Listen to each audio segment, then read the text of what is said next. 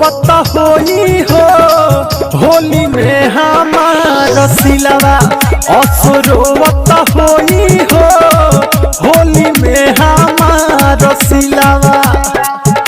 कितना बताई हम अपन फिलवा असुरोवत होई हो होली में हमार सिलवा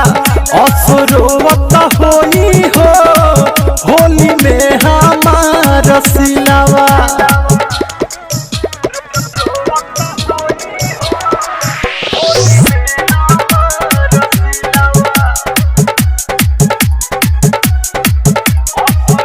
डीजे रुपेश भेला डीजे रुपेश भेला पर साल रहनी घरे रंगवा लगैनी ओकर के जाई के मिलत नइखे छुट्टी यही जा रहतानी हम छटपटाई के। अरे भाई सुन तारा बड़ा गजब बा पर साल रहनी घरे रंगवा लगैनी ओकर के जाई के मिलत नइखे छुट्टी यही जा रहतानी हम छटपटाई के बिसरत नइखे गलिया के दिलवा हो बिसरत नइखे गलिया के दिलवा सुरवत होई हो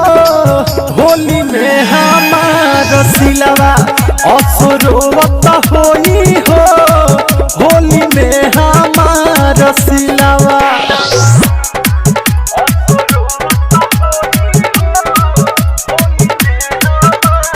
डीजे रुपेश भेला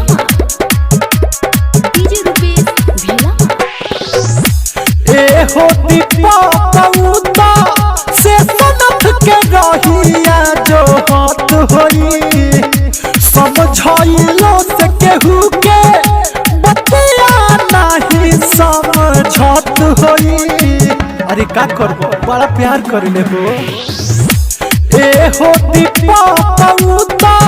से सनथ के रहिया जो हाथ होई समझाइलो से केहू के बतिया नहीं समझत होई कहतानी तोहसे अपन सिकवा गिलवा हो कहतानी तोहसे अपन सिकवा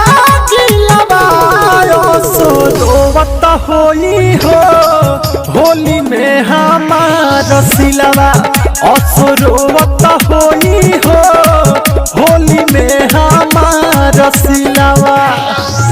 दिल्ली में पानी बाबे हाल दिलवा असुरवत होई हो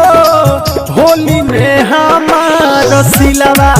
असुरवत होई हो होली में हमार सिलवा